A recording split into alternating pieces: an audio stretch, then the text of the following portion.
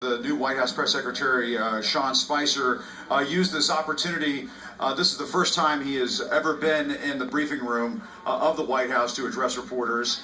And I can tell you that this was almost entirely about complaints about crowd sizes at the inauguration yesterday.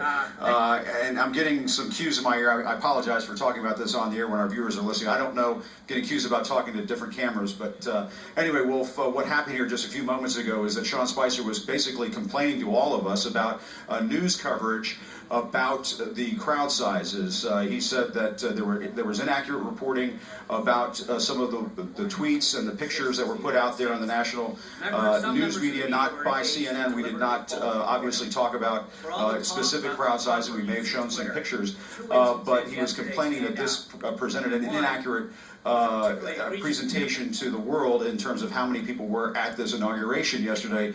At one point he even said, Wolf, that this was the largest crowd to watch a presidential inauguration, but then he added that that included people watching from around the world. But obviously, if you look at those pictures that we saw yesterday, Wolf, this was not obviously the biggest attendance at an inauguration in U.S. presidential history. That's certainly not the case. But for Sean Spicer to come out here and to launch that sort of attack on the news media is really something that is just unprecedented. We've just not seen that happen before. And at one point, he issued a warning to the news media saying that people in the news media talk about holding this new president accountable. He said, well, it's a two-way street. We're going to hold the news media accountable. That's that kind of language we just have never heard before, at least in my knowledge in the White House briefing room for many, many years. We've never heard a press secretary come out and warn the news media in that fashion.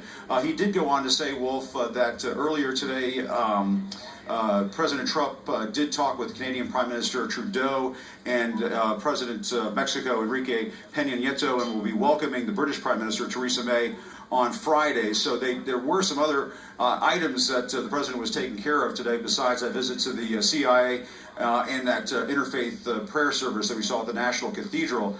But Wolf, there was really no mention of what Donald Trump said over at the CIA earlier today when he stood in front of that wall that honors fallen CIA officers and then launched that blistering attack on the news media.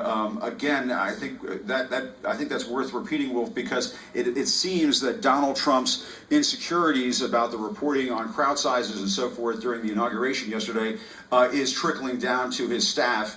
And that is probably very likely what led Sean Spicer to come into this room today and just blast all of us. It is just something that we're not used to seeing from a White House press secretary going after the news media in that fashion. And to have that happen, Wolf, in the very first briefing here in the room from the White House press secretary, it is rather astonishing. We were expecting to see Sean Spicer on Monday. Instead, they arranged this sort of hastily scheduled press briefing to give that statement. There were no questions from reporters. He made that statement and then left the room, Wolf. All right, Jim Acosta, thanks very much, Jim Acosta, with that update. Gloria, that's usually when a press secretary goes into